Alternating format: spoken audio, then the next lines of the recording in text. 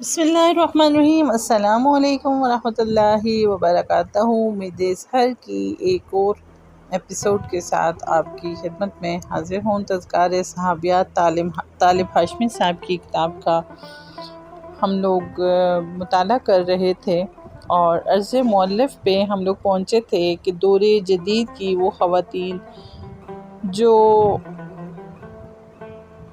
آزادی نسواں کی قائل ہیں اور سمجھتی ہیں کہ اسی میں ان کی کامیابی ہے۔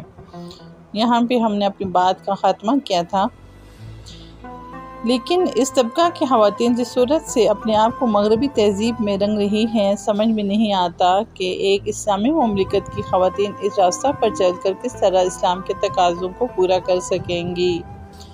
ابھی وقت ہے کہ مغرب زدہ خواتین اپنے ماضی کے تاریخ کے اوراق الٹیں اور اپنے رنگ و نغمہ سے بھرپور مصنوعی زندگی کو جو اپنے جلوں میں ہلاکت آفرینی اور بربادی کے سامان لیے ہوئے ہے ترک کر کے اس مقدس خواتین کے اتباع کی دلیل کی راہ بنائیں، جنہیں قرآن حکیم نے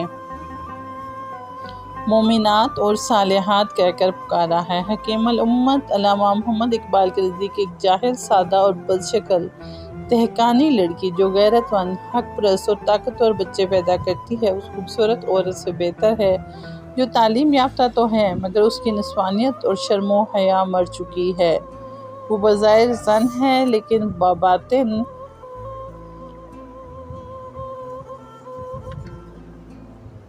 نازن۔ وہ اپنے حقیقی فرائض کی انجام دہی سے گریز کرتی ہے اور مرد کی نکالی کو اس نے اپنا شعار بنا لیا ہے۔ علامہ اقبال ایسی عورت کے بارے میں فرماتے ہیں: اے کاش یہ بصورت بہتر و بقیمت کہتر پھول ہمارے باغ میں پیدا ہی نہ ہو، اس کا داغ دامان ملت کے لیے دھل ہی جائے تو بہتر ہے۔ علامہ کے یہ خیالات ان کے اپنے الفاظ میں سنیے: آں دخِ رستاق زادِ جاہلے، پس بالائے ستبر بد گلے، نہ تراش پرورش نادادا، کم نگاہ کم زبان سادا، ملت ارگیرد ز آغوشش بدست، یک مسلمان غیور و حق پرست، ہستی ما مستحکم از علام ادست، صبح معالم فروز از شام اوست، واں تہی آغوش نازک پیکرے، خانہ پرورد نگاہش میں شرے، فکر او از تاب مغرب روشن است، ظاہرش زن باطن او نازن است، بندهای ملت بیضا گسیخت، تاز چشمش عشوه حائل کرده ریخت، شوخ چشم و فتنہ ز آزادش، از حیا نہ آشنا آزادش، علم او بار عمومت پر طنافت، بر سر شامش یک اختر نطافت، این گل از بستان ما نارسته با، داغش از دامان ملت شسته با۔ زیر نظر کتاب خیر البشر صلی اللہ علیہ وآلہ وسلم کی 200 سے زائد صحابیات کے تذکارِ جمیل پر مشتمل ہے۔ اس کی تالیف کا مقصد یہ ہے کہ پاکستانی خواتین کو ان پاک باز ہستیوں کے حالات سے آگاہ کیا جائے جن کی اسوہ حیات پر عمل کرنا ہی ان کی نجات و فلاح کا باعث ہو سکتا ہے۔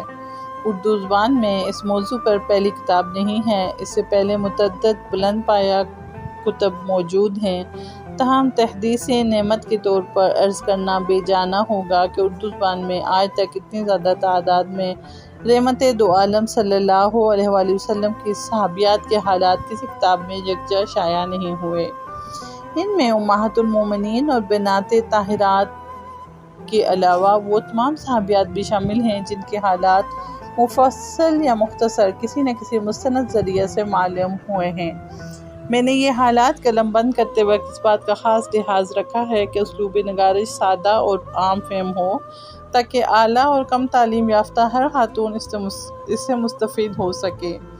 اگر کسی ایک خاتون کی زندگی بھی یہ کتاب پڑھ کر سدھر جائے، وہ اسوہ صحابیات کو اپنے لیے مشعل راہ بنا لے، تو میں سمجھوں گا کہ میری محنت ٹھکانے لگی۔ میں فضیلت مآب جناب حبیب احمد صدیقی صاحب کا صمیم قلب سے سپاسگزار ہوں کہ جنہوں نے اس کتاب کی تدوین میں اور باقی ساری چیزوں میں ان کی ہیلپ کی۔ اس کے علاوہ آگے بیان کیا جاتا ہے کہ انہوں نے اس کتاب کا مقدمہ لکھنے کی زحمت گوارا فرمائی۔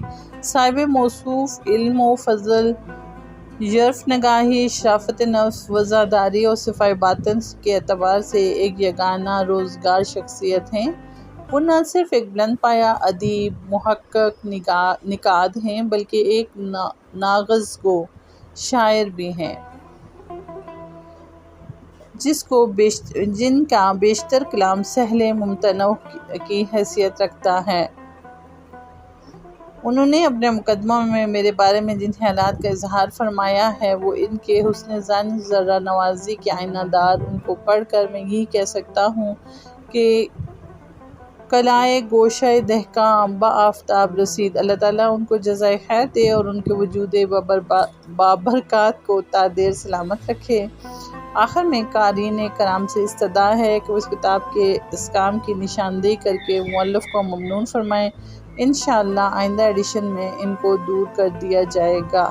دیباچہ طبع دوم تذکارِ صحابیات کا پہلا ایڈیشن اکتوبر 1980 میں شائع ہوا، اور اب ہم امہات المومنین میں حضرت ام المومنین حضرت خدیجہ رضی اللہ تعالیٰ عنہا سے آغاز کریں گے۔ تب تک کے لیے اجازت دیجیے اور اپنے زندگی میں ان نابغہ روزگار ہستیوں کے بارے میں جانیے اور ان کو اپنے لیے آئیڈیل بنائیے، ان کو اپنے لیے مشعل راہ بنائیے اور اپنی اولادوں کو ان کے اوصاف سے روشناس کروائیے۔ جزاک اللہ خیر۔